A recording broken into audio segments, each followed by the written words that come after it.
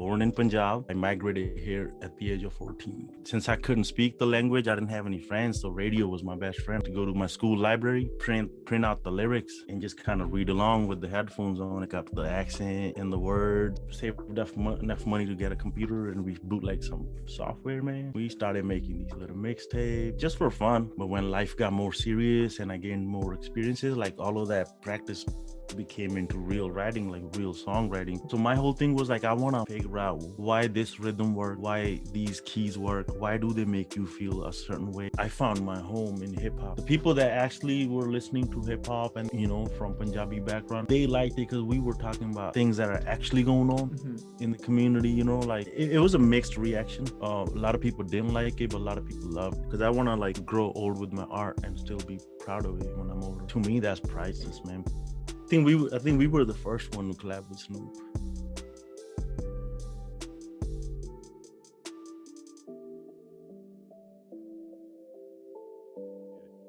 Welcome back to the KultureKast podcast. My guest today is a producer and rapper from California. Welcome, Mixman Shawn. How are you doing, brother? I'm good, brother. How are you? Thank you good, for having me. Thank you for coming on. I know, like, obviously time differences. California, it's currently around 6 o'clock where I'm at, and 10 a.m. where you are. So, thank you for making it happen with the time difference. It's I was saying just 2 seconds ago, like I didn't realize the size of America, because I've had a couple of guys from New York on, and it's like 4 hours difference. But then you go to California and it's 8 hours difference, and it's like the size of America is freaking huge. It is. From California to New York is about a 6-hour flight. Oh, wow. So 3-hour time difference. I think you could probably cover all of Europe in that time. Yeah. Europe is small. You guys got a bunch of small countries. Yeah, that's it. Were you born in California, or did you migrate there early on? What's the sort of early life? I was born in Punjab, but before we begin, I just want to say Sat Sri Akal to everybody. Whoever's listening. Sare ਭੈਣ ਭਰਾ ਬਜ਼ੁਰਗ ਬੱਚਿਆਂ ਨੂੰ ਸਾਰਿਆਂ ਨੂੰ ਪਿਆਰ, and thank you for having me on here. I'm honored. No, thank you, man. Yeah, to answer your question, I was born in Punjab, and I migrated here at the age of 14. Oh, 14. Right. Yeah, so what was that like? Big culture shock, because I really didn't even speak English when I came here, because we're from like a small village next to the city called Philor. So the schools I went to, they were like really the sarkari schools, and so when I came out here, it was just a different world. Like music was different. Just you come from a third world to first world. Like it was a big culture shock to me. I couldn't make sense of it in the beginning, and I had the language barrier. I had a hard time like communicating, expressing myself, finding friends. It was tough, but it I don't regret it. Like, it was a beautiful journey. Like I wouldn't change a thing. 100%. At 14, you probably could like still have very like specific memories of India as well. And like, do you still have like, can you still remember growing up in India as well? Like, so what was that like as well? I mean, I remember everything. I know the maps of like my town by heart. Like when I go back, I don't have to look at directions. I just go, and that's why my Punjabi is fluent too, because I just grew up speaking Punjabi. Like whatever Hindi we know is from the movies. Yeah. But that's why, like, when I write, like, it's really hard to find English words in my songs unless I meant to put it in there. That's one of my challenges. I told people to find one English word in my song, Dil Da Hal. It's a long song. There's not one English word in there. You know what I mean? Well, yeah, obviously if it's your first language, then you'll be fluent in it. And then, so when you were coming over, obviously we just spoke now about like having to adapt and where the name Shawn came from and things like that. So obviously a lot of adapting had to happen. But for a 14-year-old kid, when you're going as a teenager, going through that time in your life where your body changes and all of that sort of awkward time in your life, I had a little mustache.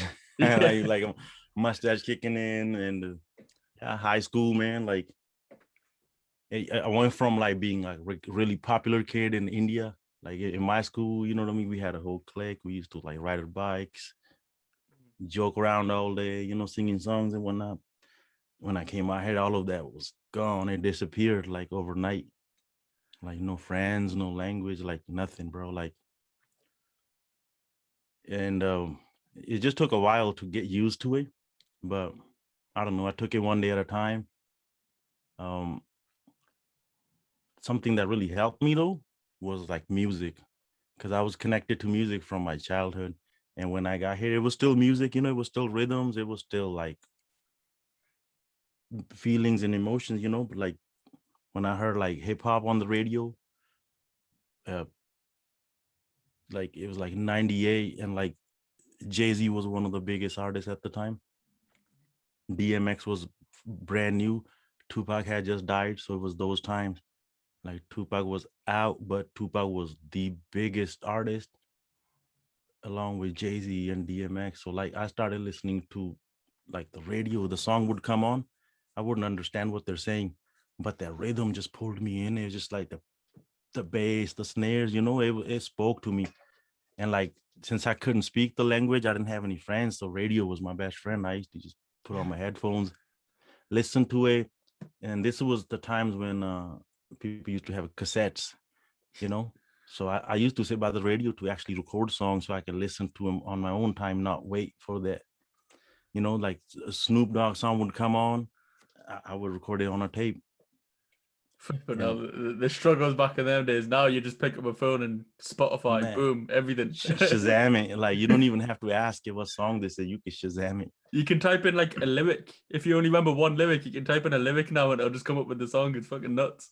Bro, speaking of lyrics, that's kind of how I practice my English, because I could read and write. Mm-hmm. Like I knew the alphabet, like A for apple and simple things like that. But like to to have a full on conversation, that was tough. So since I was already into the music like that, I wanted to understand what they were saying, because I could feel them through their voice and their delivery. I'm like, oh, they're saying something. Yeah, yeah. But so what I used to do is I used to go to my school library, print out the lyrics of whatever the song was, and just kind of read along with the headphones on and just pick up the accent and the words, to a point where I would have like Jay-Z songs like memorized. Yeah. And that kind of gave me the flow of like just talking to people on some like, you know, slang level, like not like professional English. I was gonna say because that'll probably be more useful for like context of a lot of words and phrases as well. Because, like, so for me, it's sort of the opposite uh, to a certain extent. I don't think it's probably as extreme as your example, but obviously, like mom and dad being from India, even my like brother, everyone would speak Punjabi in the house. But certain words and phrases you wouldn't hear in the house. You'd hear in Punjabi music when you're listening to whoever it was. Like again, cassette tapes back then was probably like Bindarakia or something like that. Yeah. So like you hear like little words and phrases and you can pick up the context of like, mom, what does this mean? Dad, what does this mean? Sometimes it Mm-hmm. might be a bit of a risky song, and then you ask mom, what does this mean? You get a beer instead. But Yeah. but you pick up context of certain words and phrases that you're not gonna learn at school. Like like the proper Bindu Punjabi style, like them words and phrases. And obviously for you, it was the opposite of the street slang and colloquialism. So it is really interesting. One thing I wanted to ask just before, so you got into California at 98 Mm-hmm. when you were like 14. Yeah. Couple of years later, obviously 9/11 happens. Yes. What was that like? Because I spoke to a kid from New York, Harveer Singh, and he obviously from New York. He was very young when that happened, and he said that the Monday afterwards, I think he went to school, and it was like night and day, like crazy experience. Like his friends were, some of them were no longer his friends. Like you could see an attitude shift towards him being brown Munda. Was that similar for you? Dude, yeah, I felt it, bro. It was real. I remember when it happened, we were in school. It was just early morning, and like right away, it was felt like it was on the news. I was in my history class, and the teacher stopped teaching, because my teacher, she came from a big like military family, so like she was very emotional. Like she stopped teaching, and like school was dismissed, and like, so we went home that day, and everybody was just in shock. And like a couple of days later, I remember just being in school, and I had a fever, and I asked for like a note from the teacher to go home. So it's like afternoon. I'm just walking home, and I got a fever, and I seen a couple of dudes pull up in like a red pickup, obviously like white people, and they started screaming at me like, "Oh, you terrorist, this and that," just by the skin of my color, right? Um, so like me being young, I didn't know how to handle that. So like they were throwing middle fingers at me and like cussing me out, all of this shit. So I did the same thing back. I'm like, okay, if it's middle finger to me, it's two middle finger to you. Man, so as soon as I did that, they made a U-turn, and they came out the truck and started chasing me. One of the dude had a knife in him. Oh, And I was no. literally like running for my life, bro. And like I was like probably the fastest I ever ran. When you're running from your life, Yeah, it's yeah, different than like jogging. yeah. So I remember like there was a church on the way. I my like thought in my head, I'm like, okay, that's a place of God. God's gonna protect me. I try to run into the church, nobody there, and I come out.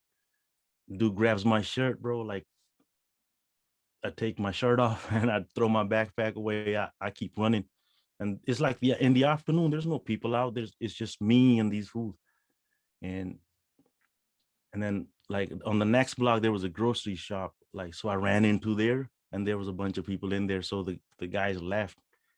And the people asked me what's going on, and I told them. So they called the cops. There was a report written. Nothing happened.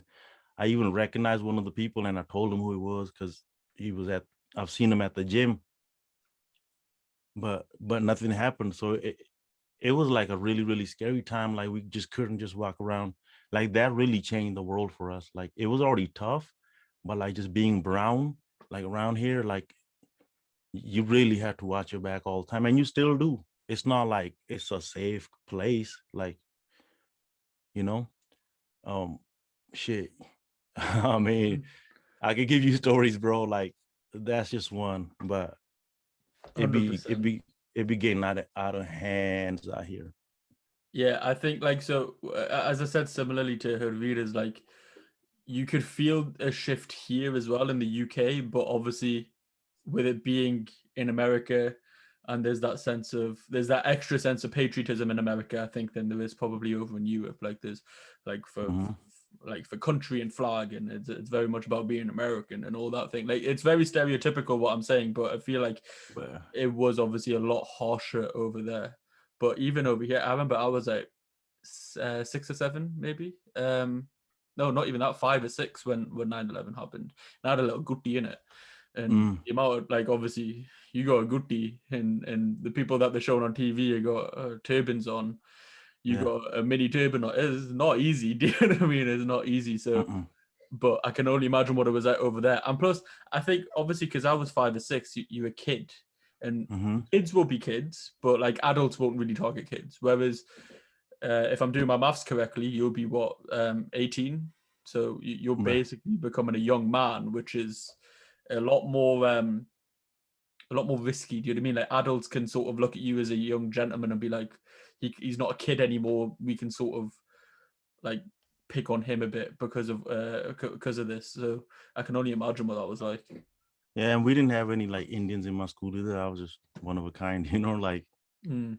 uh like we had a pretty like diverse crowd, but like not many Punjabis. It was just like Mexicans, Filipinos, I was white. gonna say because the way you're speaking, and I don't want to sound offensive, but there is that sort of like Latin American sort of twang to your accent.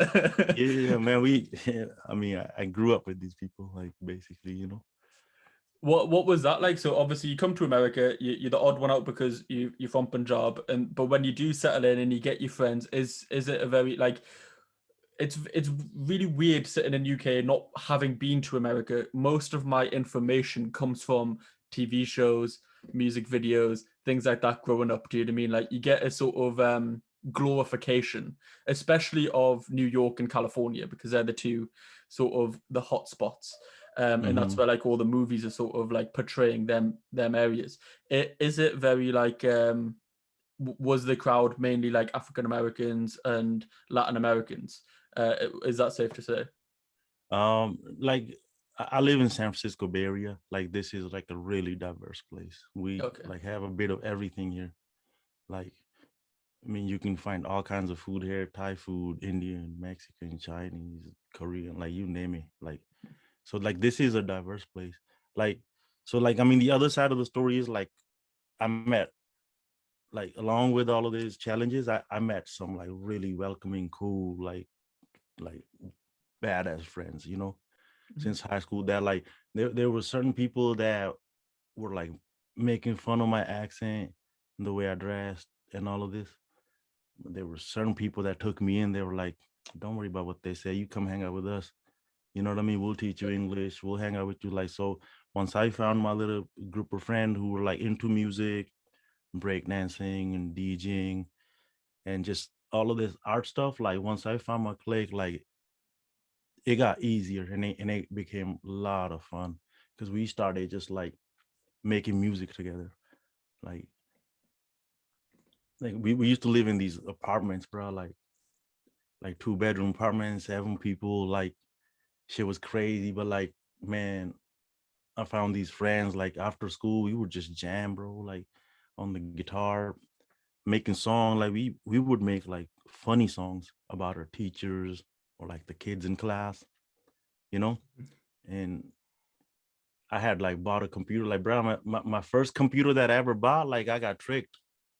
Like some dude sold it to me on the street for $500, and I brought it home and I plug in the cables and it wouldn't turn on, bro. Like for 7 8 days, I thought I didn't know what was going on, like because I Oh was like no. I wasn't familiar with no computers, you know. So I'm plugging it in, it's not turning on, and I'm like, I must not know what I'm doing. So like a week later, I was like, let me open this thing up, see what's up. Man, I opened it up, it was full of bricks and like wrapped up in newspaper, and like they put stickers on it to make it look like brand new, you know. Windows, whatever that shit was like 90 something, and so that was my first lesson, like on the streets, like you really can't be trusting nobody, you know.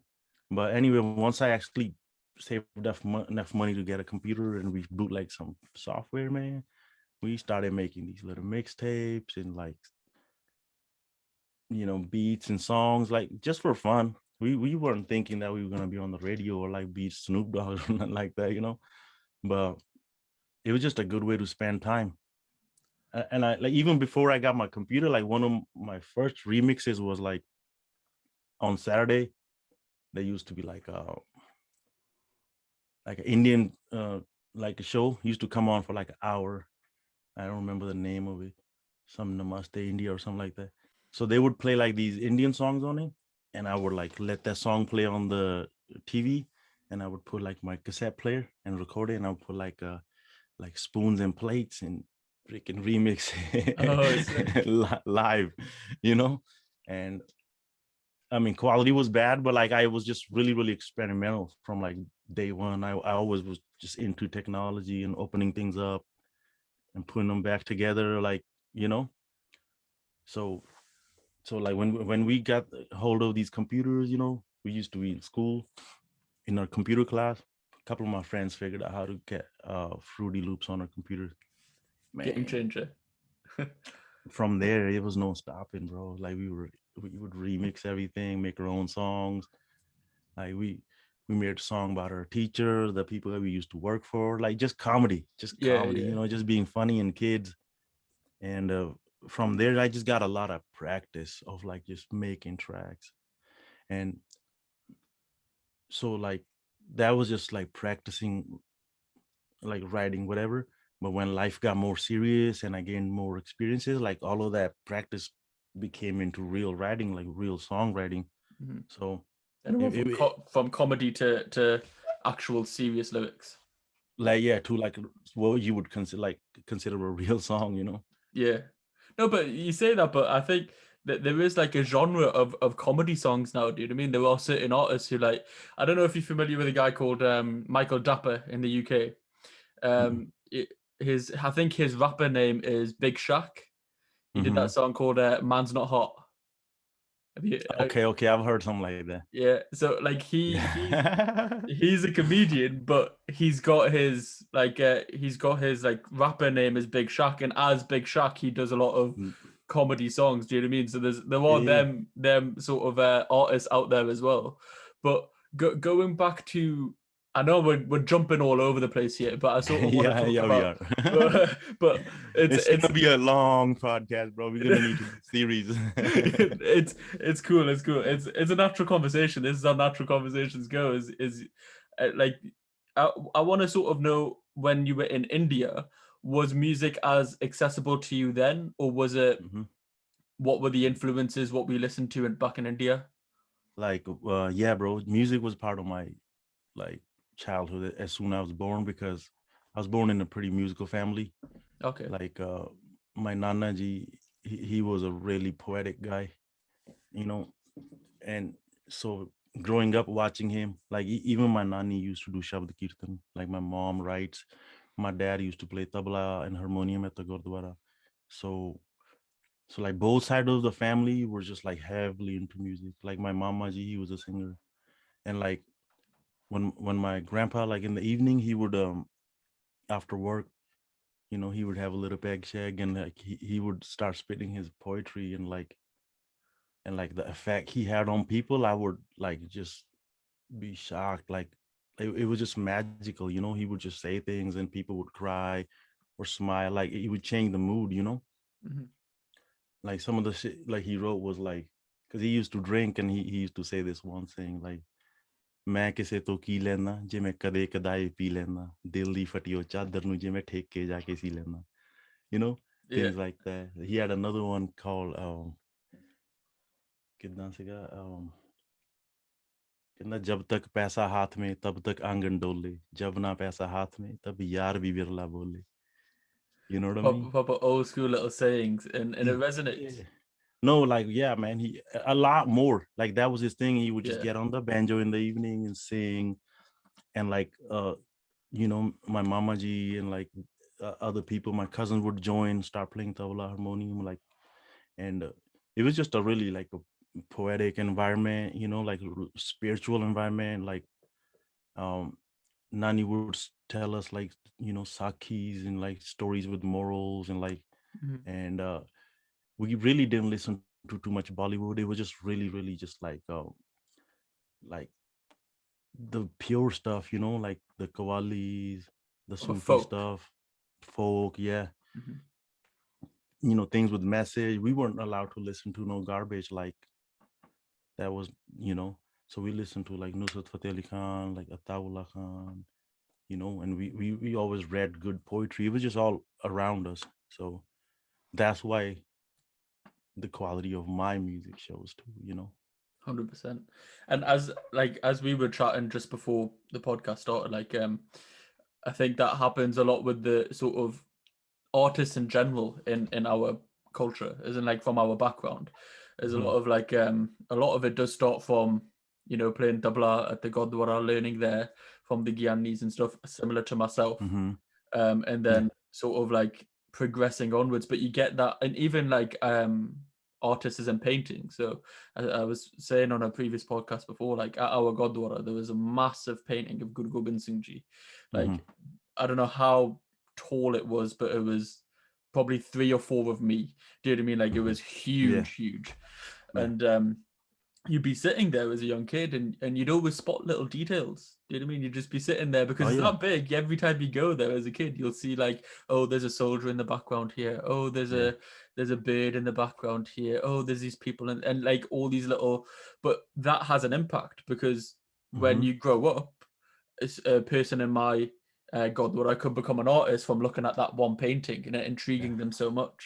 A person could go on and become a musically an artist, because the Gyani taught them how to play a tabla or a Mm-hmm. vajra, or taught them how to sing kirtan and things like that. And I think that's what happens with a lot of people from our background, is either it's like external, and I think I'm a bit of mix, because I did obviously listen to a lot of hip hop and things at the same time when I was young, because I have older siblings, so whatever they would listen to would be what I was be listening to, even though I was probably too young to be listening to like 50 Cent at the age of like 6 or whatever.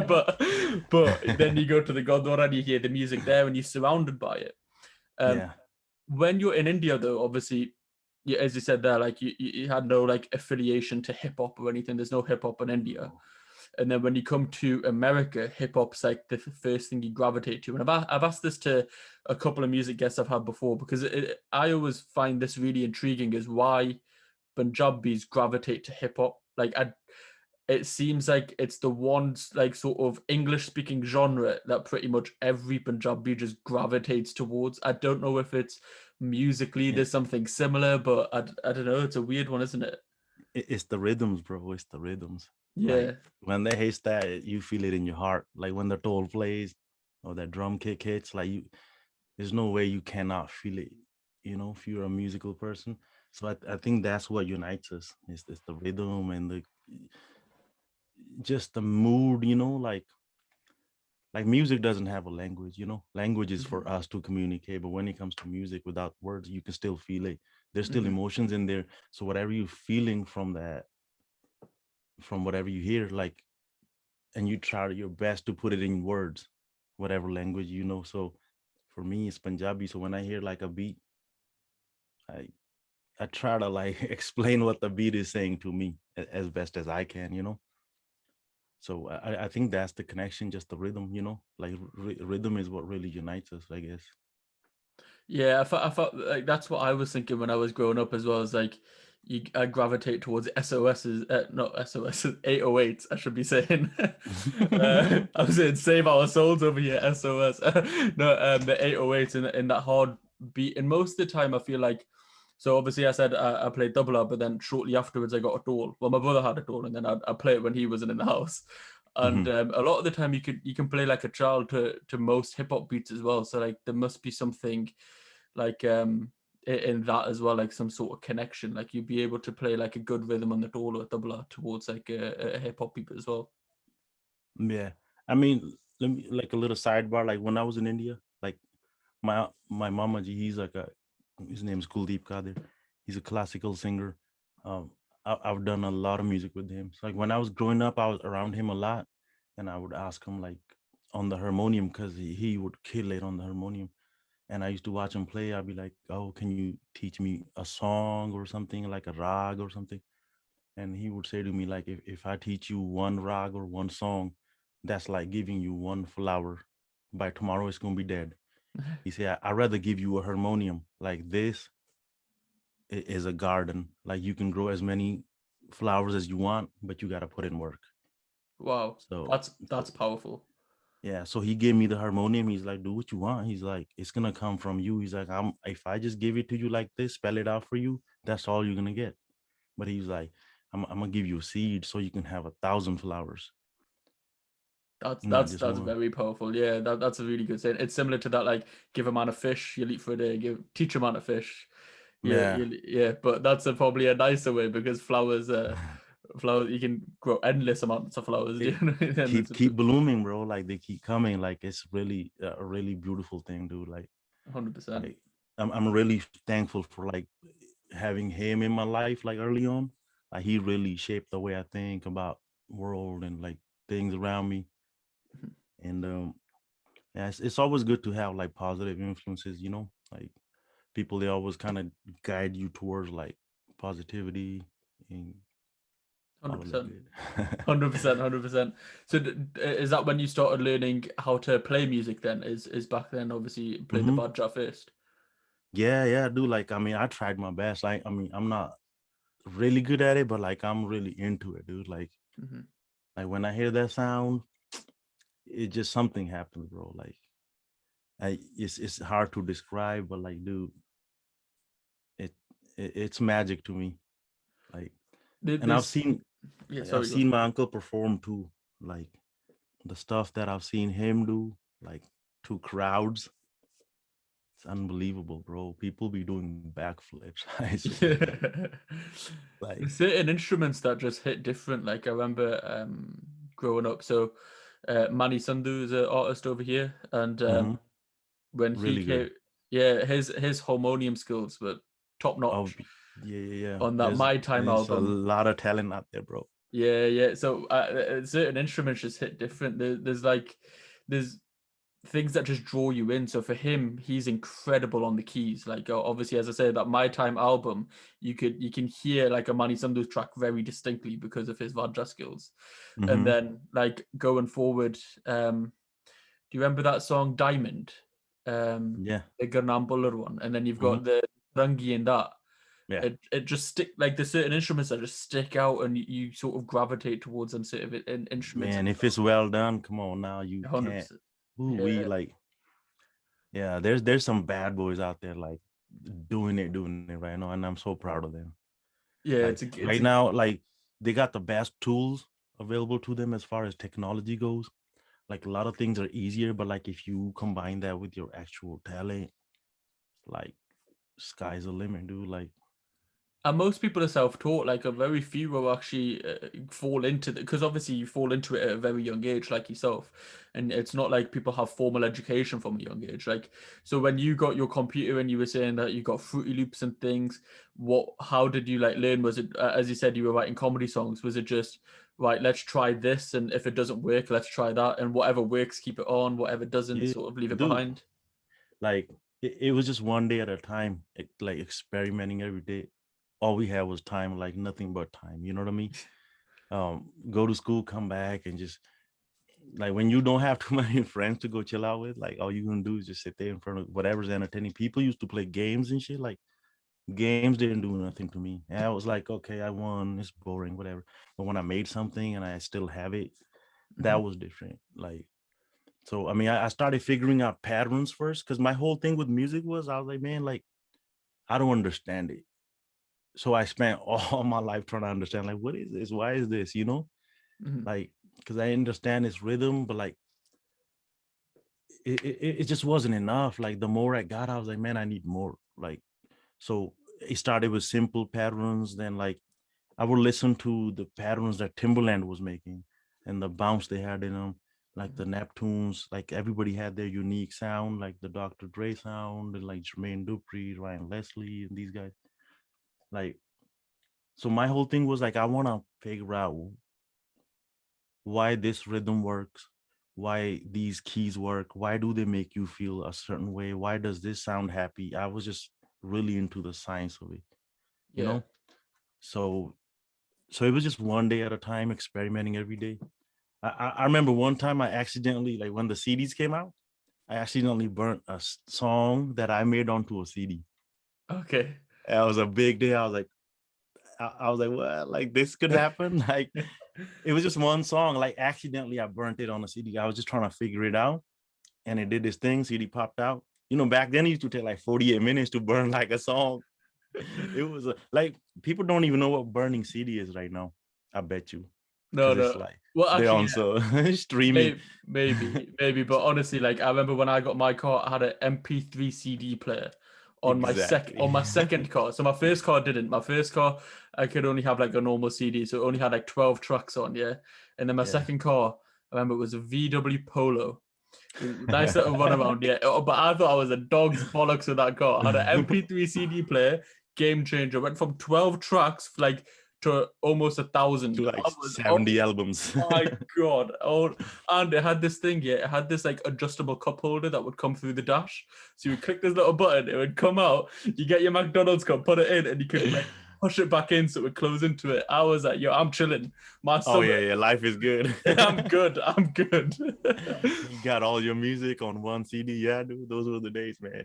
That was it. That was it. So what was that like? So you put your music on a song and you're thinking, holy shit, this could be something. Do it. Like, I mean, we weren't thinking that far. We were just thinking, oh, I can't wait to go to school and show to my friends. Yeah, fair enough. Yeah, Like, hey, look what I did. Check this out. You know what I mean? That was it. Like showing, and they'd be like, cool, you know. That's how the name came about too. Like the Mixman name, it comes from this keyboard that I had. Like in school, I got a job and I saved up enough money to get this keyboard from Guitar Center. And the keyboard was made by this company called Mixman Technologies. So so like it was those days where like Gmail was like brand new, right? So you had to make like I think it was AOL or Gmail, one or the other. You had to make a screen name, and I couldn't decide what my name was gonna be, so I just looked at the keyboard. I was like, okay, it's gonna be Mixman Shawn. You know what I mean? 100%. And that's where it came from. But at the end of the day, I was mixing stuff up. I was mixing like songs and stuff for my friends to dance to or whatever. You know what I mean? Like like in break time in high school, like all the kids used to break dance, and I used to provide those mixes for them. Yeah. You You know? need the dances and you need the music. Yeah. Going back to when you were saying like the Dre's, the Timberlands, and all these producers, because you obviously are a writer as well, but you're a Hmm. producer. So were your influences the the rappers, or were they the producers, or was it a mix of both? Did you like at the same time as you're like thinking of producing and making these beats, at the same time are you focusing on your lyrics, or was it producing first, lyrics second, or lyrics first, producing second?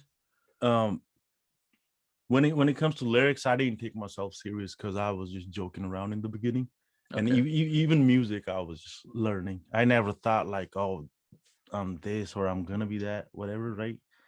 It was just like music was just part of my life from day one. And when I moved to America, like it was missing, so I just spent all my life chasing it because it was a real love there. Hmm. So so my main thing was just like figuring out what music is doing. And since I was surrounded by so many good writers in my family, I never wanted to like step in the lane because you know what I mean? Because Yeah. it's like, whoa, like I'm really against some really, really good writers. Like my older cousin used to write songs, still does. Like when we went to school together in India, like on Saturday, it used to be like a half day, and it used to be for the kids to just kind of like showcase their talent. And my cousin was one of the guys that would go on stage every Saturday, sing a song, tell a joke or something, and but he would write the song. It could be a comedy song. He would put the teacher's name in there. So like he became my inspiration, like me being a little kid and just watching him and the reaction he would get from the kids and the teachers.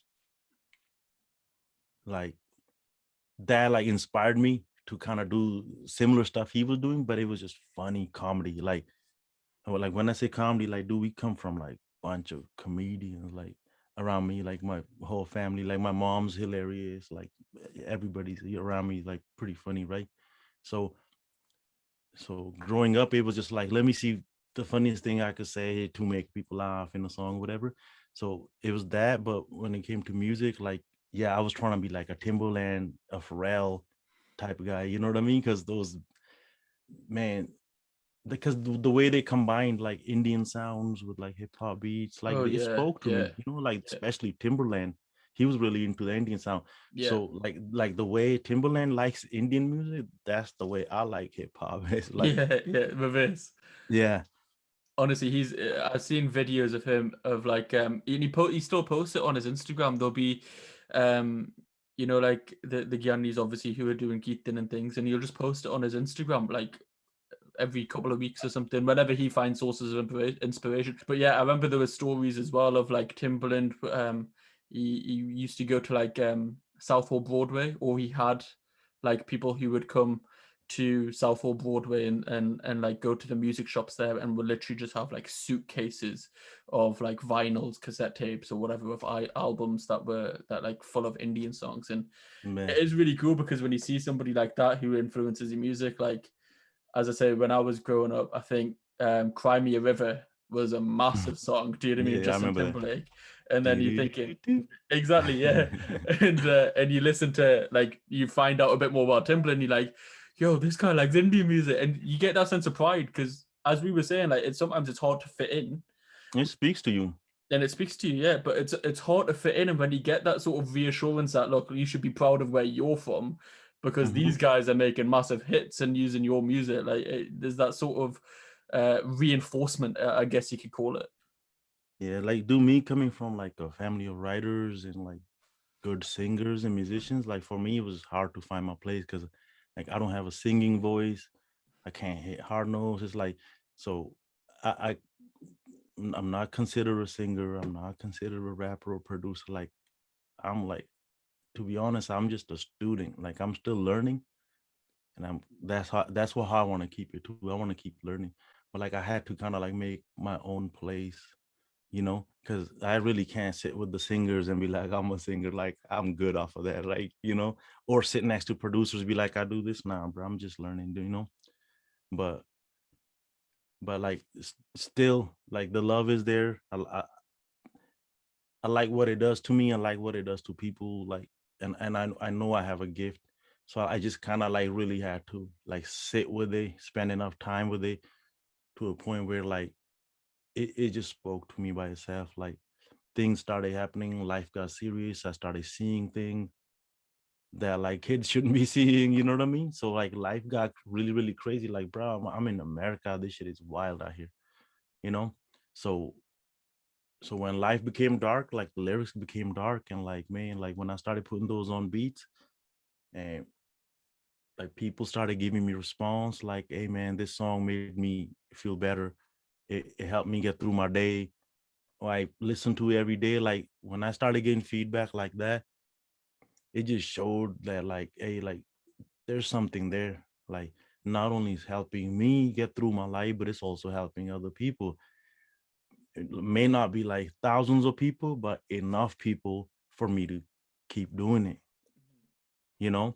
So and once I get a certain idea out of my system and I live a little bit more life, then I have something more to say. Yeah. And I'm not one of those guys just saying things to say things. I'm gonna say it if it needs to be said. You know what I mean? And I'm gonna say it in a way where like nobody else could do what I do. Like it's just me out here, like, you Well, know? that's it. That's why like all artists I think have that sort of like it's that beauty is in the eye of the beholder sort of thing. That everybody's gonna see your art differently, but your art is Hmm. unique to you as well. So when you're writing your lyrics and when you're producing a beat, nobody else can do that. Do you know what I mean? Like Yeah, it's unique to you if you're putting your raw emotions in, if you're putting your experiences in, like yeah, that's Mixman Shawn music. Nobody else yeah. can copy that. Just like my uncle said, it's just a new flower, dude. Like Yeah. organic. It just it happened because it had to happen. Mhm. Like I couldn't force it to come out of me. Like, but when the time is right, I can't stop it, Yeah. and it's effortless, bro. Like when I'm in the studio and I'm making a beat, sometimes I don't even know how I made it, bro. It just be like, uh, Autopilot. oh, dude, like it really autopilot. Like when it happens, it just happens. When I'm forcing and I'm trying, first of all, I'm bothered. Like I don't really like doing that, and it doesn't turn out good. I don't enjoy it because I did a lot of projects I didn't even enjoy because I was just like under deadlines and weird pressures by a bunch of weirdos that don't know what they're doing. And you know what I mean? Like, come on, man, world is full of fools and shit. But I had to let that shit go, man, and like really just dig deep inside me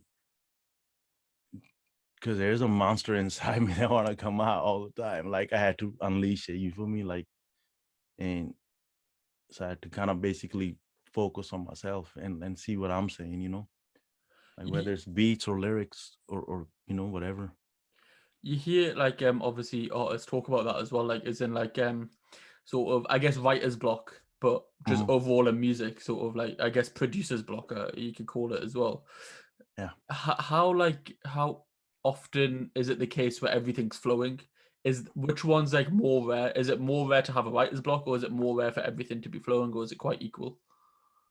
Um, I don't know. Usually, okay. I mean, like I said, I don't force it. So when it comes to the block thing, I'm only gonna make something if it's already like in progress or something. Mhm. Like I never really decide that like I'm gonna sit down and make this. I usually just kind of freestyle it and let it flow.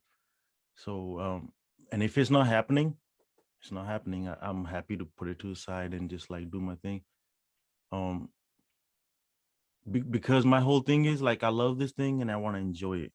If I have to force myself, it's no point. Like why? Nobody's holding gun to my head. Be like, make this. No, no, no, no. I do it because I want to. I love it. You know. 100%. So these blocks and stuff, like they come and go, man. Like, but I don't know. When the magic happens, it just happens, bro. Like, and I try to keep my environment clean. I like to keep my head clear and like, you know what I mean. I keep my heart pure, like, and like all of these things. Like, man, I don't know. It just be happening, bro. When it needs to happen, it happens. Like, but you do have to live some life. Like, you really can't do this 24/7. Like, I don't know. Like, the more life you live, the more you're gonna have stuff to share. Your Yeah. experiences. Yeah, you got to go out in the world and have the experiences to be able to write about them and produce the songs. It's that For real, balance. dude. You gotta go talk to some people, man. Like Yeah, definitely. like there's a bar in one of my songs, like it goes, देखिए दुनिया में बड़े ही करीब तो जिंदगी हुंदी की है पूछियो गरीब तो, Mm, right? And yeah. that came from me talking to some homeless dude just on the street, because here I am talking about like, oh, I got problems and this and that, but I really have a roof over my head, food on my table, tea in my hand, I'm chilling, like, Yeah. and I'm worried, and like I'm stressing, and there's a dude just hanging out on the corner, like he got nothing, he's homeless. I talked to him for 2 minutes, all of a sudden he made me feel better, like he had the whole world in his palm, dude. Like, I'm like, dog, how is this possible? He got nothing, but he got happiness, but I got a lot, and I'm still tripping. But So you that put, bar, you find that a lot, like as in generally, like so you were speaking about like the two-bedroom flats earlier on, of mm-hmm, obviously when you first came over and things, and it's like times are tough. yeah, They're often when most people migrate and then they go on to have success. That's yeah. what they reminisce about. They don't talk about, oh yeah, I'm in this nice fancy house right now. That's the time, like oh chetta kar de, है ना, like that them times where they had nothing, but it was just good vibes. Do you know what I mean? Like you had people coming over all the time, and then people get larger houses, but they become more distant. You would Mm-hmm. think now there's more space to have people over, you would get more people over, but it was back in them days. It was like two-bedroom houses, everybody be crammed into them spaces. Yeah, yeah, You literally, know what I yeah. All mean? my friends would come over, yeah, hang out, eat my mom's food, all Which of and I'm that. not saying obviously like the homeless guy is like obviously he will have his own problems because he's homeless with all due respect, but Yeah, sometimes when you have too no, much too many things you can have too many problems. It's like the age old saying. Do you know what I mean? Like there's plenty of rap songs about it. yeah, exactly. It makes sense, dude. Like, I don't know, like, there's something about it, dude. Like, talking to people will change your perspective. Like, even just helping somebody, like, you know what I mean? Like when you see other people go through pain and you could just be there for them for a little bit, that helps you forget your problems and stuff. Like, that's a different type of happiness too, Mhm. you know? So I don't know. All of these experiences, dude, like I try to first of all experience that, and then I try to put it in my songs and see if I can just capture it and share that emotion with like whoever wants to hear it, you know? So things of that nature. Yeah, no, 100%. Yeah, so going back to them sort of early days, and you mentioned like you had like a group before when you were saying like you were making like comedy skits and things, and is this when you and Bohemia sort of got to know each other and things, and is that like where that sort of partnership Yeah. group flourished? Yeah, around that time, like shortly after, like probably high school days, last year of high school or something. I actually went to school with one of his cousins or something like that. You know how everybody's your cousin. Yeah, yeah, yeah. I think they went to same church. So like, um, he gave me his CD, like the Vich Pradesh on the CD, and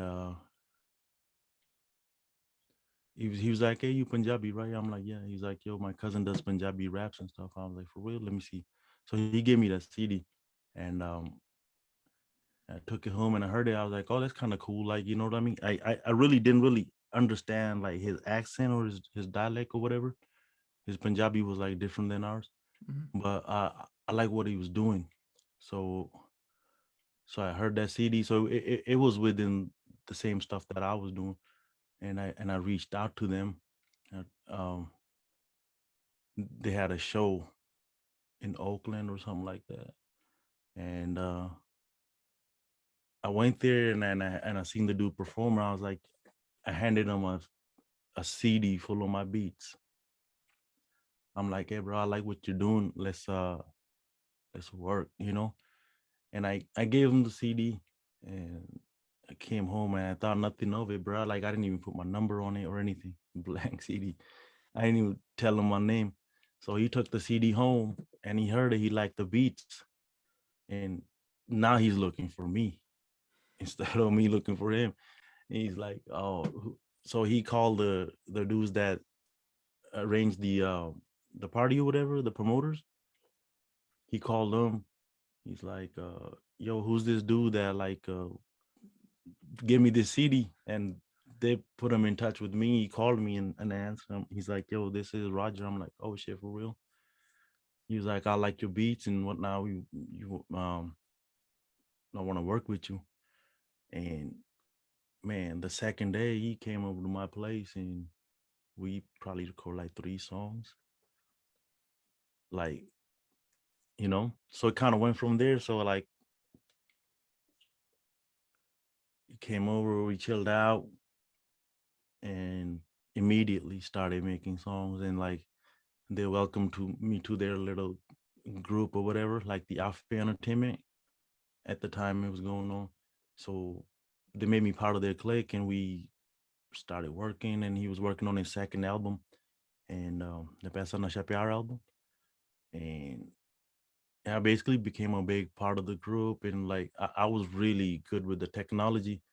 Like these guys were like older than me, like a little bit more old school. Like their style of making music was like actually playing the keyboard and recording with the mic, and like take 4 months to make one song. I was banging out tracks in a day because I was on Fruity futuristic Loops. technology. Yeah, like by then I had moved on to different software, like Reason, Propeller had Reason. Mhm. So I mean, the way when they seen me, the way I work hella quick, just making beats and like turning over projects fast.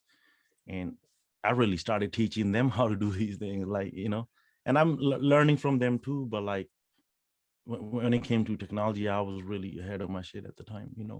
So I they they put me in the group and we started performing together, going places and this and that. And I really helped them make the album like quicker than they would have. Like they probably did like most of the album in a year. I did it in a month. You know what I mean? And it was just like good time, really organic and just I don't know. We was out there promoting it, man. We was handing out flyers. We were posting posters, going to stores and mixtapes, all of this. And I dropped the CD, the Mixman Show. So I took a bunch of his old songs, remixed it, took some of my uncle's song, and just made a really mixtape. And that thing kind of got popular. It was out there. People were bumping it. I got a lot of love from that. And the scene was on, man. It got bigger and better.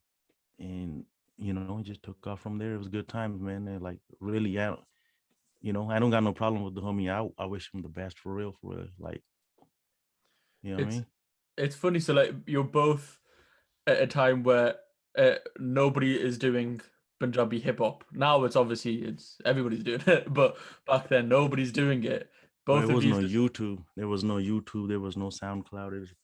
So when We was we this? Because I've seen a few videos and it came up with like 12, 13 years ago on YouTube. So that's what, 2008, 2006 or 2008, 2009. So is is this before like then as well? no, we were doing stuff in 2000, 2001, 2 and stuff like that. Oh wow, okay, Yeah, okay.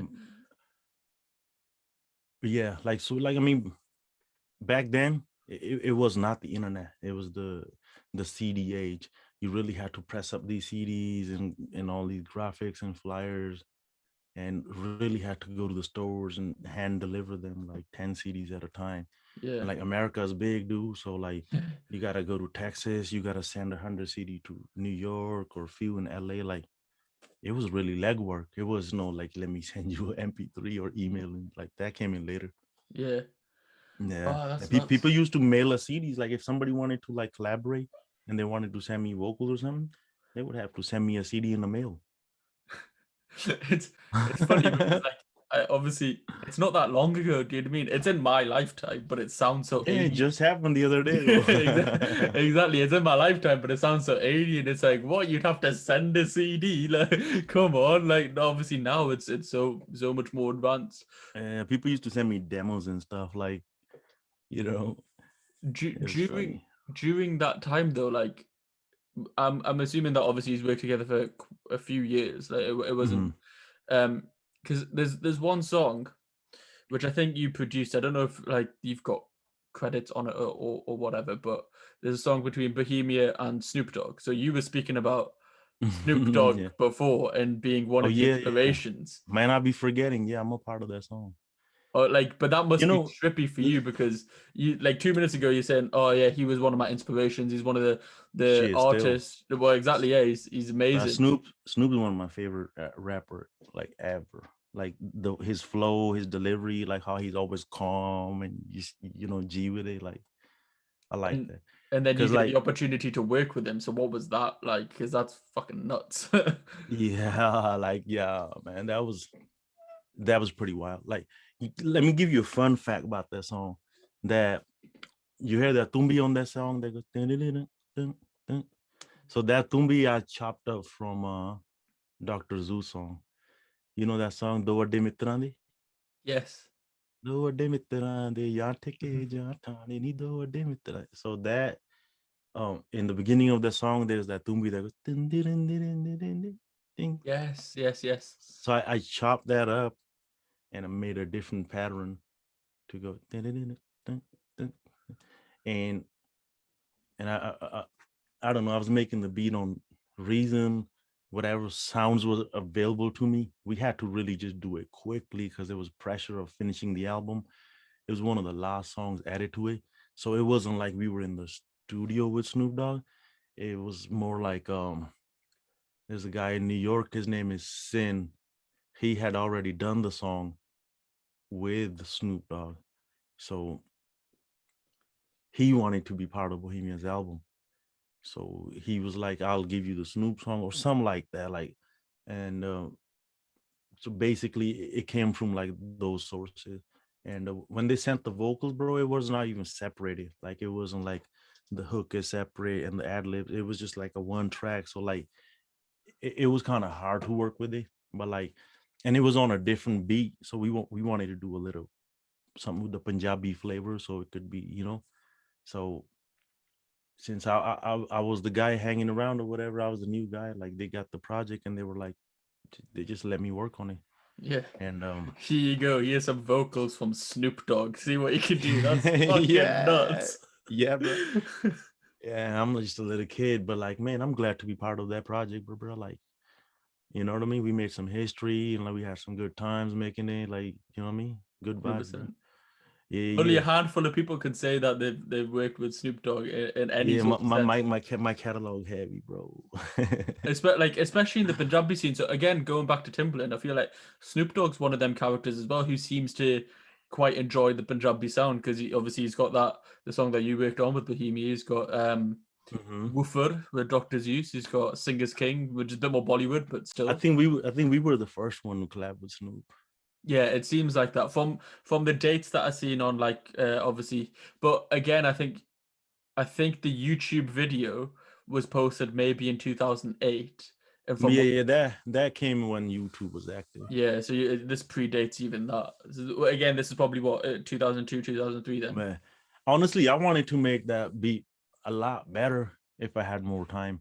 Yeah. But the way things were moving, bro, like it was just like overnight, hurry up, and cause this and that. Cause it was like at the same time we were shopping the album to different labels. So we were shipping out like press kits to like Sony, Universal, freaking Bali Sagu and all these fools. And we That's were a getting name I haven't heard in a responses. long time. That's a throwback and a half, Bali Sagu. Oh my No, days. Bali Sagu released that project in England. Oh, did he? Oh, Yeah, okay. yeah, yeah, yeah. So I mean, so we had to make one song for Bali Sagu too, that do that dance song, and Right. I did the drums on it and some other programming. Um, and I even used Sag Loop from Balisagu's like sample loops just to kind of pay homage to him, Yeah. and like just to kind of be like, yeah, whatever, just to put him in the mix or whatever. So like that song, bro, we had to do like overnight, man, like because they're like, yo, Balisagu wants to release the project, this and that, but there needs to be a dance song. So the pressure was on. We freaking had to make that shit overnight. So when you're like shopping the album to like different music companies and things, I don't know how much obviously like you know about this, but I may as well just ask the question anyways. Like obviously at that time, Punjabi hip hop isn't massive. Do you know what I mean? It's again, as I say, it's not what it is now. It's not like where every Oh Tom, yeah. Dick, and Harry's coming out with a Punjabi hip hop song, but it's very much like a new raw thing. And obviously, as most raw new things are, it probably got a bit of backlash. Was that ever something that was apparent? Like, did you ever get backlash for any of the music and stuff that you were coming Oh out yeah, with yeah. because it's very different? Yeah, nothing but, bro. It was a lot of love. Like the kids were enjoying it because the people that actually were listening to hip hop and they were like, from Punjabi background, they liked it because we were talking about things that are actually going on Mm-hmm. in the community, like, but like other like older generations, they wouldn't get it. They're like, oh, what is this? Like you know what I mean? So it was a mixed reaction. Like a lot of people didn't like it, but a lot of people loved it. Mm-hmm. So and it was new, and it was gonna happen regardless whether we did it or not, because just the way things happen. You know what I mean? People get inspired from each other when like monkey see monkey do, man. We just intelligent monkeys at the end of the day. You know what I mean? 100%. I said this before on like I think I was speaking to a producer from Australia, and Mm-hmm. he's quite young. He's called K Adwal Music, and really good. And he does like house EDM style music because Mm-hmm. that's more popular on Australia. And it's everywhere like we go as up in it is that Yeah. you'll find like a Punjabi UK sound. So like that garage sound like that Dr. Zeus was heavily involved in, Yeah. Yeah. Yeah. Yeah. Yeah. B21 back in the day. That sort of UK garage sound was very unique. And then you've got the folk India sound is very unique. The sort of sound coming from Australia is all of Mm-hmm. it's Punjabi, but it's Punjabi UK, Punjabi Punjab, Yeah. Punjabi Australia, Punjabi America, Punjabi Canada. Obviously, has been probably the big I one for like the that. last 5 years. I like that you can just tell it apart. Like Yeah. I I like it when you can listen to something and be like, oh, this came from there. One thing I don't like it when they try to act like they're from here, but they're like somewhere in Tamil Nadu or something, like, or like whatever, like the case maybe. You know what I mean? They're in Chandigarh or whatever, and they pretend like they're from here. It's like, buddy, bruh, what the fuck? You know what I mean? Yeah, you get a lot of that as well because Like for me, I like it when foods are organic, bro. Like Mhm. when you ain't gotta be nothing but you, man. So speaking about that, so we've sort of mentioned it right now. Obviously, Punjabi hip hop's huge. Karan Aujla, Sidhu Moosewala, or all of these guys are like obviously Sidhu's album's coming out now. Actually, a side note before I ask this question, which is basically going to be like, what do you think of Punjabi hip hop? What do you Mhm. think of not the actual album itself, but the way that it's being released from an artist side, releasing a song every few days on a 30-track album over 2 months? Do you see that as a positive or a negative? Because some like it's a weird one, isn't it? So some people want to just have the album as a whole and just listen to it as a masterpiece, but then Right. on the other side there's the argument of, and to be fair, I think you can listen to one song, have a couple of days on it, show that song appreciation, whereas if it was a full album there's probably 15 tracks that you would just skip over, whereas this is forcing you to listen to all of them. So like what's your sort of take on how it's been released? Like when it comes to albums, um, it's hard to make an album these days because people don't buy albums. Like the albums we used to listen to, you had to buy one CD and Mhm. you couldn't add another song to it. It just came with whatever, how many songs, and it would have an intro song, and the story would flow. It Yeah. would make sense from one song to the end. But nowadays it's like playlist. So whether you call it an album or a single or whatever, it's just a track. Like nobody's gonna listen to it all in one go. It's gonna be all random plays. Whoever likes whatever. But I don't really consider these albums. They're just random tracks, and it's really made very very fast. So there's a lot of cookie cutter production going on. A lot of So to say the least. it's more like a collection of singles than an album. Yeah, exactly. But even okay, even if that is the case with albums in general, do you think Mhm. that like obviously staggering the release like song per song, do you think that's actually like a good thing coming from like the artist side, like yourself? So if you were to put, so obviously you've had albums out, and some people will listen to the one or two songs more than the rest of the album. Yeah, But by staggering it, you're forcing everybody to be like, fucking, I put work into this, appreciate every fucking song. Do you know what I mean? Like, yeah. is that sort of a good thing? Is that what we might see going forward a bit more? Or is it just like it's a one off and it probably shouldn't be done? It really is just up to the artist. Like whatever makes them happy. Like I'm really not sure what goes on in their head, but like, hey, I'm with it. If you with it, you know whatever, do it. You know, like Mhm. my my style is different. I take my time with things. I like to work on one thing at a time. I really try to give them 100%, and so I mean, I don't know. I release tracks on a slower pace. I really just like to enjoy it while making it. I'm not in no rush. Like Yeah. we chilling, bro. Like ain't no rush. We kicking back. We enjoying life, making this music. Really, really living this life. I'm not in no race and shit. Like, bro, we already won a long time ago. You know. Fair enough. Fair enough. So back to the question that I interrupted myself with, I guess. What do you sort of think of like the Punjabi hip hop scene now? So obviously been doing it for 20 years now, and like now within the past few years, it's sort of become, I don't know, the trend, the fashionable, Yeah, whatever it's term you want to it's use. popular. Yeah, popular, I guess is the probably the easiest term. Yeah, Um, it's popular. People, gravitate towards it. The kids really like it, man. I guess everybody's trying to do their best. You know what I mean? And however it makes sense to you, do it. But my only thing is be organic, be yourself. When you try to be something else, it shows. And it's mad weak. When you see dudes doing up crip dance and shit in India or like throwing up the west side, it's like, bruh. Like, you know what I mean? It's hella fake. But, to each their own. Whatever makes you happy. I ain't really finna judge, whatever. Like, yeah, because but when I speak on other people's craft like that, man, they think I'm hating or whatever. But like I'm selective about what I like. I've been selective since childhood. We never listened to weak shit. We weren't allowed to. You know what I mean? mhm. Like, it, we grew up listening to things that made sense, like people like Gurdasman, Ataullah Khan, like people that took their time, they lived their life. You know what I mean? Like nowadays, kid be like 15, he's speaking like he lived the life of an 80-year-old. Like it's like, bro, go to school, bro. Go learn something before you speak on things you don't understand.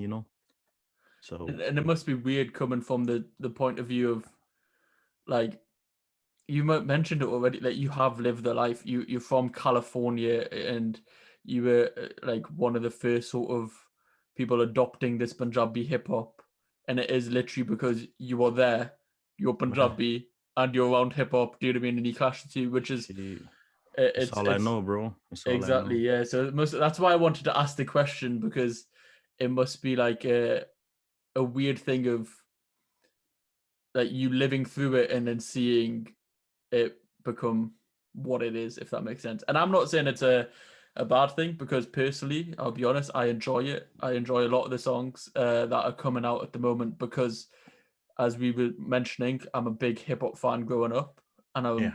I'm listen to a lot of Punjabi music, and the mesh of the two, I like. I'm a fan of quality. Like if it's quality music, if it's quality lyrics, Mhm. if it's about something, if it came from real experiences, I'm with it. But Yeah. if it's like, hey, I'm gonna do this and people gonna think I'm cool, whatever, bro. Yeah, fair enough. I understand that. Yeah, I You know think what I mean? yeah, I think for me, like, I'm more of a fan of producers, if I'm honest. So like, I'll listen to the song, but I'm not most of the time. I'm not really paying attention to lyrics, if I'm completely Yeah, honest, yeah. unless there's some like And let me really. tell you, the writer isn't either. Yeah. That's a good one. But For real, bro. I mean, they gotta write another song tomorrow. They can't spend enough time on this. What you mean? yeah, fair enough. But yeah, unless it's some real powerful stuff, like, and it forces you to listen, then fair enough. But I think for me, most of the time, it's when like if I'm a when fan it of the becomes like producer. a when it becomes like a factory or like a you know you just have to have product. Like it's hard to kind of maintain the quality because you gotta have a new Yeah, song every day. So a lot of people just kind of like, churn out if, content. bro, yeah, people are buying it. As long as the customer is there, they're gonna give them something, bro. Hmm. You know what I mean? It might not make sense, might make sense to some people, and most people don't care. You know what I mean? And when you care too much, they be like, "Why do you care?" Just like it is what it is, man.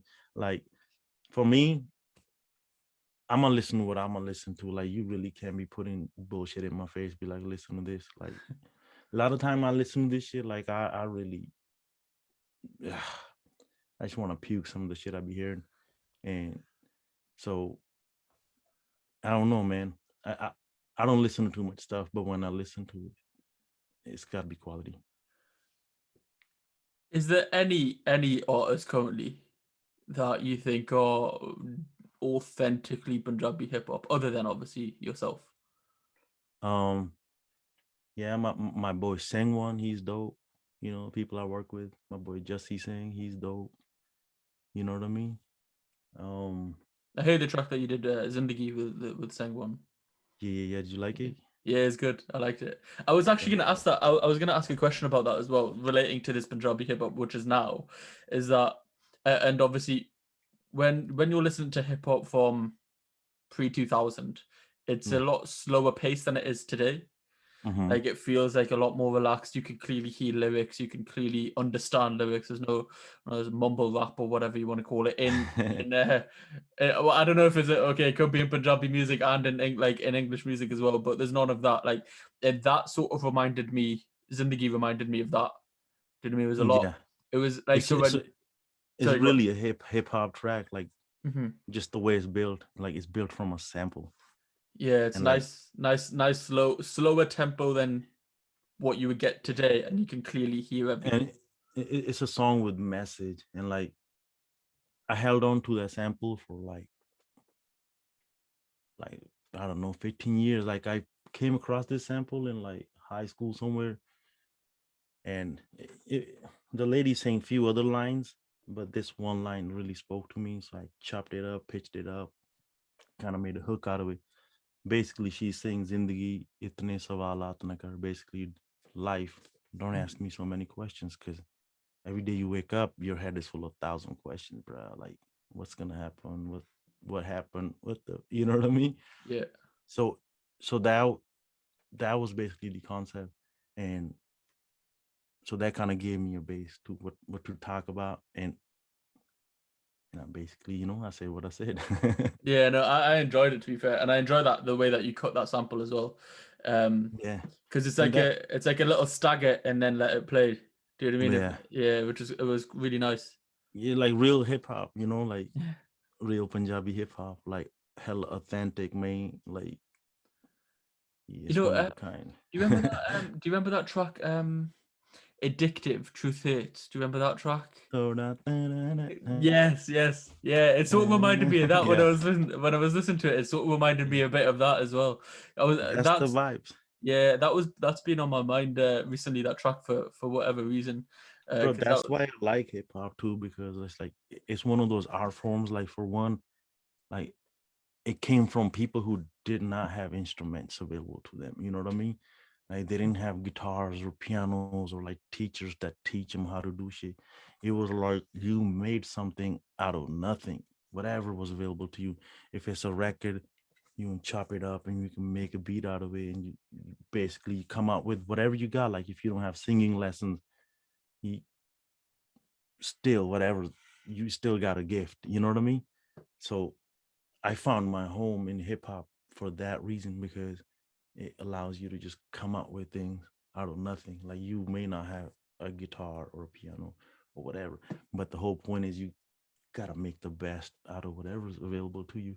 So that's what I've been doing all my life. Like, man, like I know I'm not the best musician. I know I'm not the best producer or the best writer, but do whatever's here, I do something with it. You know what I mean? It makes sense to me. It makes sense to a few other people. Like, I and think you might be a bit harsh on yourself there. Like, man's got a fucking track with Snoop Dogg. You know what I mean? Like, fucking chill out, man. no. Really though, that was just I don't even know, man. I guess I'm blessed, but like really, I got a long ways to go. Mhm. Like, I'm just getting started, bro. Like, but whatever it is, I love it, man. I love it. I'm really here for it. You 100%. know. It's always continuous learning, isn't it? Like, the day you stop learning is the day you're dead. Do you know what I mean? That's how Yeah. I see it. Big facts. Big facts. But talking about, you said before, like you've got a long list of names of people that you've worked with and things. I done my research. Jasmin Sandlas. Yeah. I Yeah. did. I did her first album. Um. So Yeah. how did that come about then? Because again, this is someone who's quite provocative, quite breaking boundaries, all of these things, like quite different. Yeah. Not the normal again, which is very much like Punjabi hip hop. The way that you were doing it early on is it's not the normal. It's a bit different. It's a bit pushing boundaries. Is that sort of what attracted you to work with her? How did that whole thing No, come about? I never wanted to work with her. Oh, okay. To be Never honest mind with then. you, let me tell you, like we all live, like me, Bohemia, and Jasmin. We all live within like 20-30 mile radius of each other, right? So when I was working with Bohemia, and we would be out in clubs and shit performing or whatever, and Jasmine being local to us used to be at the same parties. So like that's kind of like where we met, and she knew I was doing music. So you know, she would basically bother me about working with her, like sending me her demos. But I never really liked her energy. Like I'm way too laid back and cool when she hella hyphy for me. Like, you know what I mean? Mhm. So, but she used to be just around a lot. Like, every party we was at, she was outside or whatever with her friends, to a point where like one day she just convinced me to work with her, and I was like, all right, whatever, it's cool. And she pulled out. We started recording, and we made that Muskan song, and it did really well. I think the same day we dropped it, some jazzy beat track dropped, and we literally got like 70,000 hits in a day, and Jazzy B got like 40 or something. Well, So like I think Simply Bangda website had put it out or some shit like that. I don't really remember the details. Um, but yeah, so that, and the way that track came about too, like I was working on a beat, and she had picked up the song from this dude named Lali Gill, and she came to the studio, and like she started singing it. It started cool. It sounded cool. We we made a demo. Basically, we made some rough, like like guide vocals, and I was like, I'll work on the beat and finish it later, and we'll do the final vocals later. And we try to record like those vocals again like 4 or 5 times, but the energy wouldn't come across. It just wasn't the same. So whatever is released, it's the first take. Like, oh, okay. Fair enough. those are the demo. Like it really came out good. And like shout out to my boy Coco, Coast to Cross. He helped me co-produce that track too, because I took it to him, and like he really helped me polish it up and balance it out. And so I mean, we put the magic on it, and it came out dope. And then we decided to work on more tracks. We made a whole album, and she used to go by a different name, and I told her like not to go with that name, keep your actual name because it's a little bit more classy or whatever. And I don't know what. Do you remember the name? Or Her name was Punjabi. oh, okay. Yeah, I I was didn't even like, know that. To be fair, that's quite a funny name. yeah, Yeah. yeah. I told her, I was like, bro, we not gonna do none of this shit. Like, you know, Punjabi. You know what I mean? but anyways, so I mean, I was basically trying to showcase her talent. You know, I was like, you're fluent in Hindi, Punjabi, and English, so let's do a couple of Hindi songs, a couple of Punjabi, so people could like really see your, you know, how diverse you are. Mhm. And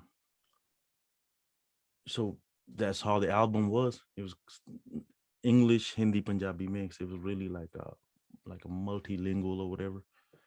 And when I took it to labels like Mumbai, I went to Universal, Sony, and these labels, and I played it to them. They were like, "Oh, we don't know how to market this."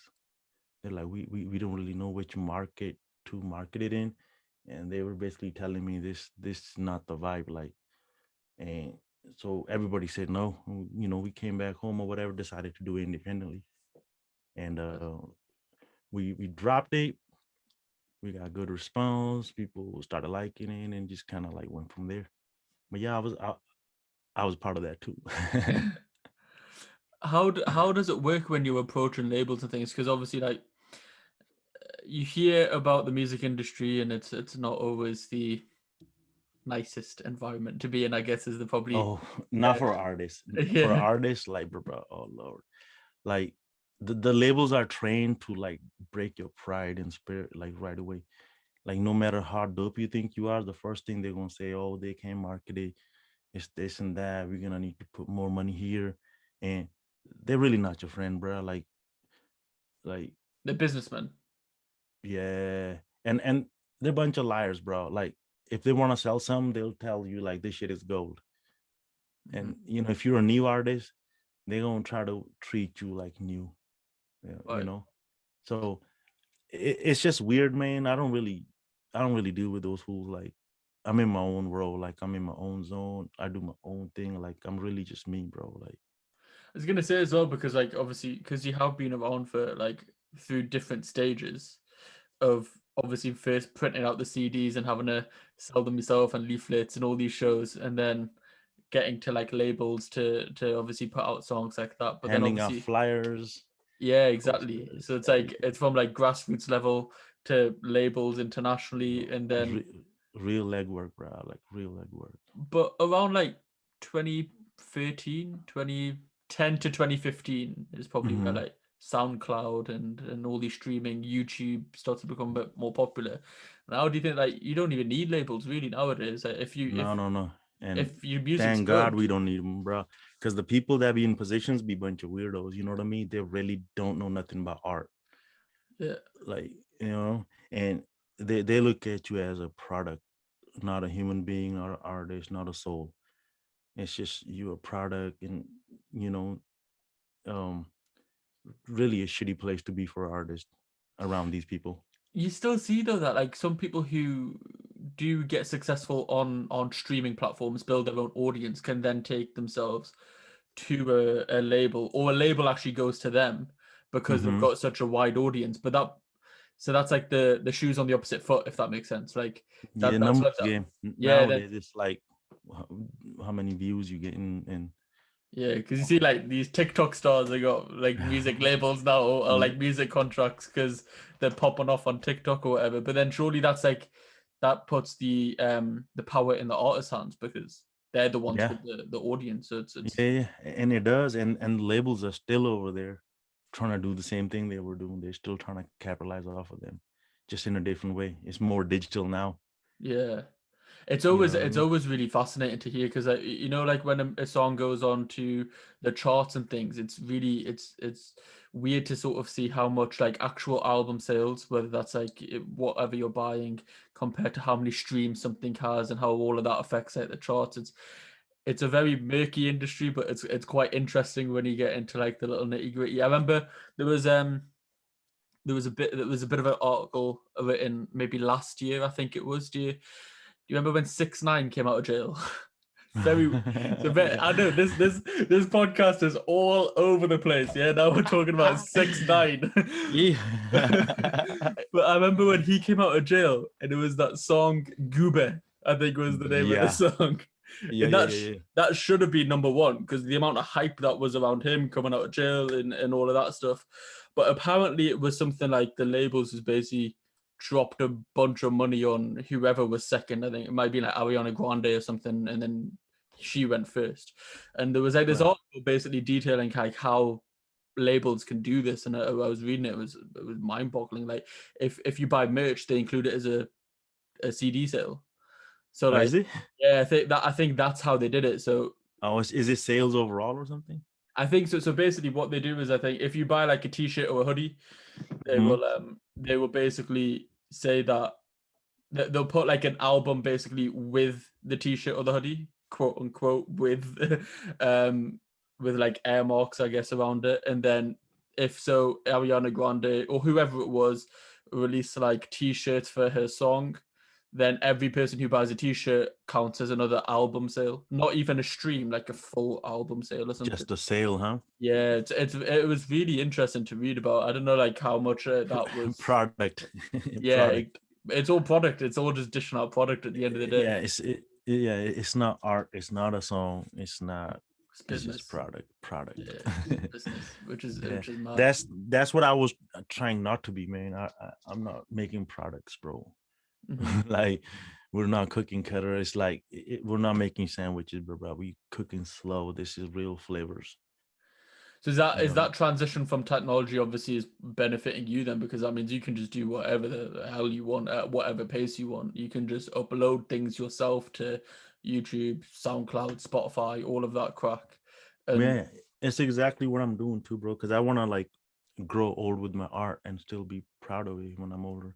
Look back, be like, man, I really put my heart into this thing. yeah. Like, you know what I mean? I ain't cut no corners, man. And I lived a good life. I enjoyed what I made. I was really in there in the moment. You know what I mean? Mm-hmm. Like, to me, that's priceless, man. People can't say that shit. Like, me, I'm really blessed the way I do my thing, bro. Like, I don't even gotta book no studio time. I do what I want when I want. Like, it's crazy, bro. Like, God's been hella good to me. Like, Do you for think you real. have to have them bad experiences though to get to this conclusion? Yeah, you don't just have to have them. You gotta fucking enjoy them. Man, for real. Like, you can't just be like, this bad. You gotta be like, damn, that's bad. Let me see how bad it could get. Like, you gotta be there. You feel me? Like life be in your face. You know what I mean? If life is hard, you gotta be like, bitch, I'm hard too. Bring it. Like, bruh, like, you know, you gotta live it. Like, you can't be scared of this shit out. You know? 100%. 100%. Another song that I want to touch on yours was Punjabi Ball. Yes. Fairly new. Again, I should probably say at this point, shout out to Art by TDR. I think he's the one who did the album art on that, Yeah, yeah, yeah. or Yeah. the cover I art had on to. that. I had to make them part of this because like the whole concept was like I wanted to make a, a, a project that was really really hip hop and it was really really Punjabi and I wanted to include all the elements like from sampling, you know, and from graffiti. So I know how TDR gets down. I reached out to him. I was like, bro, I'm making a song that's dedicated to our mother tongue, Punjabi, and since it's a hip hop track, I need that graffiti element to it. You know what I mean? And he was down, so he did that Punjabi bold tag. Like, he designed the artwork, so like it was really a blessing to have him on that project. And then also I spoke to Singh. Me and him, our stories is really similar because we born in Punjab, but we came abroad and started living this life, and we fell in love with hip hop and like, and that's our life, hip hop and Punjabi, you know. So when I spoke to him, I was like, bro, I want to do a song like with the, you know, including all the hip hop elements, and I need you to speak your side of the story and just about remembering where you come from and remembering who you are, like, you know what I mean, and you know where you headed, and let's keep it Punjabi.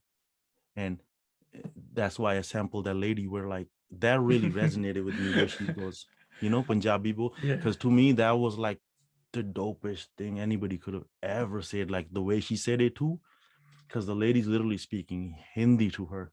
And she goes, Punjabi woman Angrezi nahi aundy. Like she don't even care if it's Hindi or whatever. It's like if it's Punjabi, it's good. If it's anything, I don't care.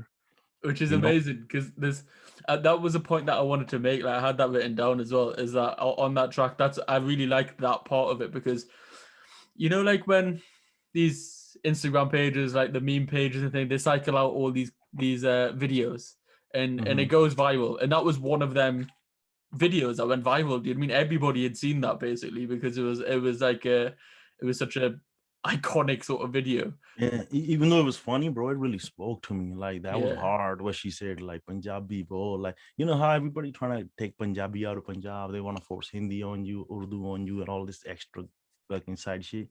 Nah, bro, it's Punjabi forever. You which know, is so dope because when you get that sort of pop culture, I guess, and integrate it in, bro. Listen to it's the sick. opening lines. Punjabi meri boli meri jaan te. Punjabi hi boli ni jahan te. Punjabi de ehsan bade shan te. You feel me? Punjabi utte jind kurban te. Sana pendi gal karni hisab naal. ਰਗਾਂ ਵਿੱਚ ਵਗੇ ਖੂਨ ਪੰਜਾਬ ਦਾ last ਨੇਮ ਸਿੰਘ ਲੱਗਦਾ ਹਿਸਾਬ ਨਾਲ ਕਹਿੰਦਾ ਨਾ ਸਾਡਾ ਕੋਈ ਨਾ ਮੁਕਾਬਲਾ you know Smashed it. Yeah.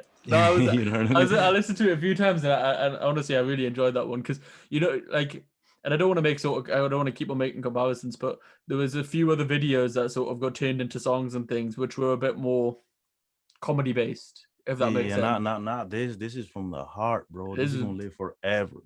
yeah, exactly, yeah, which was good because, like, as I say, I think that Sadda Munda the VR was one of them videos that got turned into that, and yeah, then yeah, yeah, yeah. what was the other one? Hug about That that. there was that. What was that lady who said, "ਤੁਸੀਂ ਮੈਨੂੰ ਕਿਹਾ ਰੋਟੀ ਪਾਉਣ ਲਈ?" That got turned into Yeah, that's that got funny. turned into a song as well. But they were like comedy Yeah, songs, whereas that's this was comedy. Yeah, one of their videos similar to them, but obviously flipped yeah. into like quite a This is a serious song. statement. Yeah, Like this here is exactly. a statement, and it's like yeah, and it's real hip hop and it's real Punjabi. There's no confusion. Like you know what I mean. We sampling. There's graffiti. There's like real bars. You know what I mean. It's like Mhm. two MCs just going at it from the heart, bro. Like it just makes me feel good, bro. Like you know what I mean? How Yeah. Punjabi could you get, bro? Like No, smashed it. It was a good try. Was that influenced by the farmers' protest, or did it come out just beforehand? Because when I was looking, it was like around the same time, so I didn't know if that was. no, it wasn't really influenced by that. It was just a thought that I just had it back on my mind. I was Okay. gonna do this track eventually. It came to my head when I heard the lady say Punjabi woman. I was like, this is hard. Like Yeah. I gotta do something like so. So I was already gonna cook it, but when I got into touch with Singh and I shared the idea with him, and he was like, let's get on it together. So when he was down it, that's when I decided to actually finish it. But I was gonna take my time with it, probably finish it later because I have so many projects that are half done, but I don't finish them. But when me and Singh started talking, we were like, oh, I felt like this would be a good collaboration between me and him, Mhm. and you know, we shot a quick video, but yeah, it felt good to do that. Like so, when I do projects like that, that's what I live for, bro. Yeah. Because it still speaks to my soul. Like there's no profanity. We're not trying to be no thugs, bro. Like man, just regular human beings. You know what I mean? Who just proud of where we came from, bro. Like I wouldn't want to be nothing else in the world, dude. Like I'm a really proud Punjabi and shit. Like 100%. It shines through. You mentioned yeah. there, obviously, you've got like upcoming projects and things. So, what can anyone who's listening expect? Oh, major fire. This you see this shirt. This is the new song that I just did. Put in there. It's with my boy Chima Beats. Okay. So I got few tracks with Chima Beats. Shout out my boy Chima. That's my baby right there. Um, and I got a pretty much an album with Sing. Um, so that and I got like man bunch of unfinished tracks that are just me alone, but it's one project at a time. Yeah. And I got about like 80 people on pause that want to collab. I just don't have no time. I'm just not available, bro. Like And the way I take my time with things, like, dude, they're gonna wait forever because it's quality over quantity. Like, I'm not really just like making sandwiches, bro. We Yeah, slow cooking, I get you you. know. I get you. And well, I think it's been like the running theme throughout. It's if it's organic and obviously if it speaks true to you, Mhm. then it doesn't matter if 100 people, a million people, 10 million people listen to it. As long as you're happy with it, then and I think Yeah, that's what most artists, like true artists, probably are like. because we making something that's gonna live forever. Like, Yeah, even when I'm gone, probably 500 years later, people gonna dig this shit up. You know what I yeah, mean? Like the way I do Vada Shah. yeah, You know what I mean? yeah. Like Heer and all of these classics. You know what I mean? In Yeah, and I think Punjabi. that's it because like my playlist, I'm not even kidding. Yeah, like I've just been to the gym before, and Mhm. the majority of my playlist is basically rap from when I wasn't even born, probably. Like most of it's Yeah, yeah. NWA, sort of that sort of era. Like Biggie's probably my favorite rapper When of it all was time. when it was really hard to make a song. Well, exactly, yeah, exactly. And I still listen to that 30, 40 years later. And then you Now sort you of could just sit in your living room and make a whole song. Like back in the day, bro, you had to write the song, like edit that, fix it, book the studio time. It was expensive, and if you fucked up, that was costly. exactly, yeah, You know, exactly. Whereas like now you just think the majority of music that's made today, because you make it on your phone.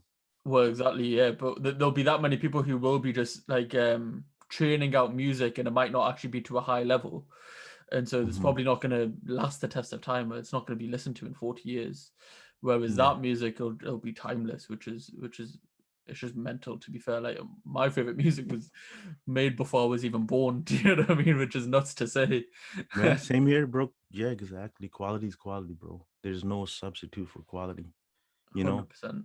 And anything else, man, we don't got time for it.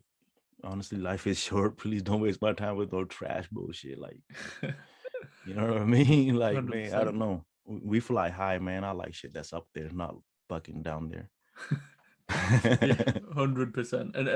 And again, just to reiterate the point of that I said before, big shout out to Art by TDR.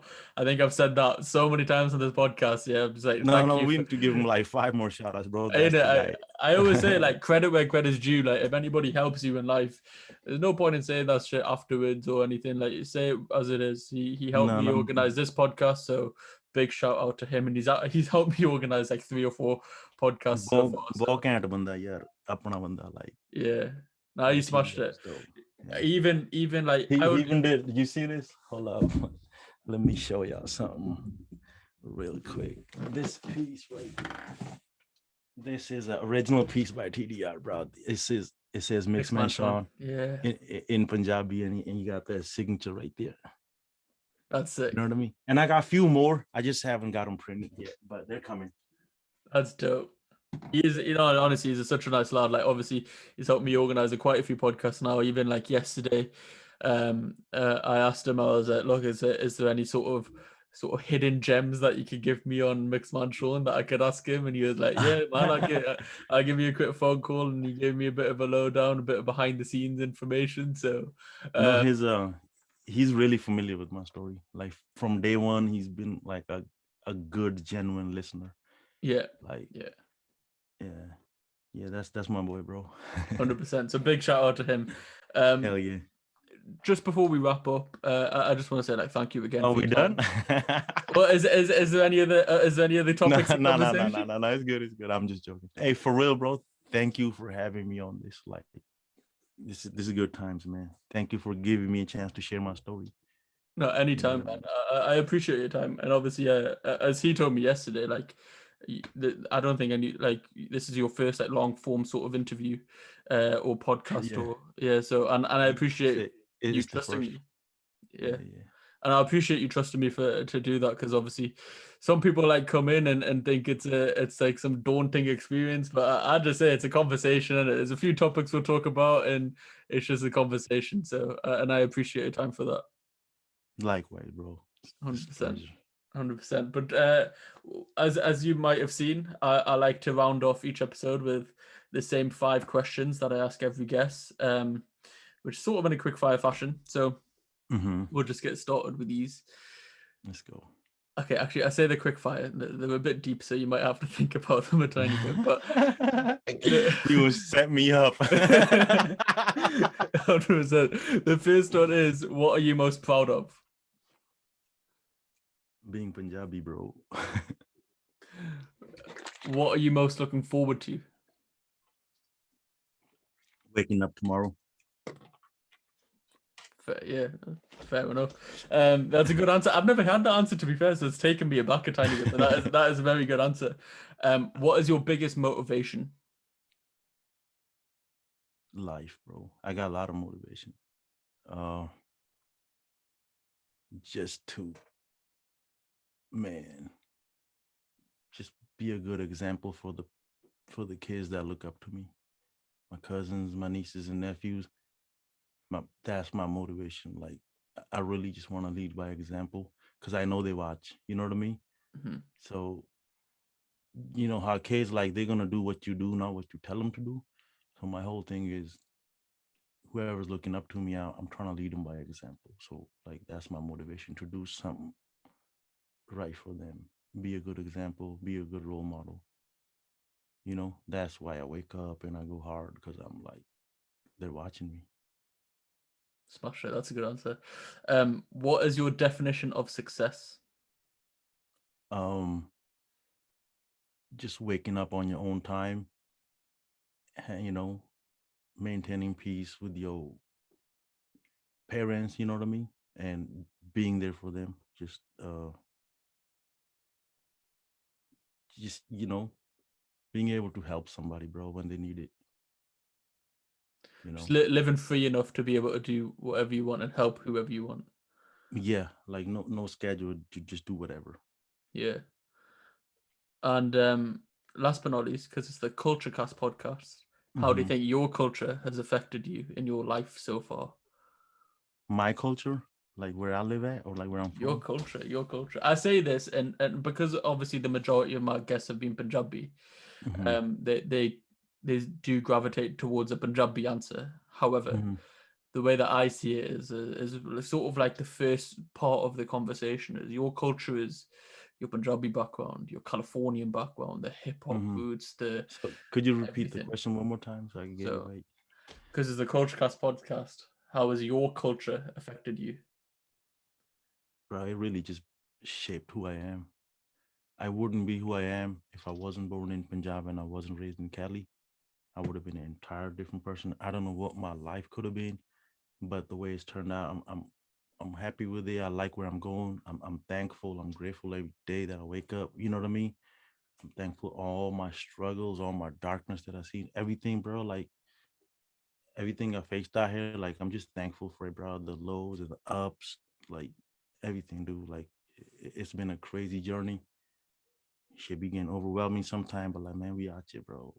Like, you know, Rabba de Asre Chali Jaida, I swear to God, bro. Ain't no stopping. 100%. 100%. I couldn't agree more. I really like that because you need to sort of appreciate the lows to appreciate the highs. Hell yeah. 100%. So I really really enjoy that answer. To be fair, I quite like that. It's really fascinating because I ask everybody them 5 questions because they are quite deep, and you have to ask them at the end. I can't just ask them at the beginning because it's a bit Yeah, yeah. it's a bit too full on, then, isn't it? So you got to ask them Yeah. at the end when you You get gotta to warm know up. You exactly. gotta You got to warm up. warm up and know the banda first before you can ask them. But it's such a do you know what I mean? I can't just be like, yo, Mixman, yeah, what's your definition of success? Do you know what I mean? You got to sort of warm up, and I think what happens is because obviously we talk about your life and your story and all these sort of well, we just scratched the surface in this podcast, but because we sort of get an insight into you, when you hear them answers, it's you get that deeper understanding of why you're saying that, if that makes sense. And I really like everyone's perspectives of them similar questions because they are so subjective. You can ask the same questions to everybody, and everybody's pretty much gave different answers, which is it's really So I fascinating. should be, you know, everybody is different, you know. 100%, 100%. That's why it's so interesting to speak to so many different people. True, Um, true, true. Again, like I really appreciate your time and I really appreciate your stories, and maybe we can get a part 2 with even more stories down the line or Yeah. something, and we Nah, can. I'd be down, bro. I got stories for days. Yeah, I lived a pretty crazy life. My life is a damn near movie, bro. Yeah. Maybe we'll see a movie one day as well. You never know. I never planned nothing in life, but whatever happened, God got me here. Like He held my hand. I'm here. I don't know what's next, but I'm looking forward to it. Like, 100%. Where can people follow you if they want to do so? Is it, I've got your Twitter, your Instagram, YouTube. Is that the main hmm places? yeah, pretty much. And like, don't follow me home or nothing like that. Sorry, say that again. Don't follow me home or nothing like Yeah, no. But let's hope not. Let's hope not. Okay. that. Nah. I'll leave But the links to Instagram, Facebook, Instagram, Twitter, and YouTube in the link in the description, and then people can go follow you on them sites. yeah, for sure. I appreciate that, brother. Perfect. Thank you again for your time, and I'll catch everyone in the next episode.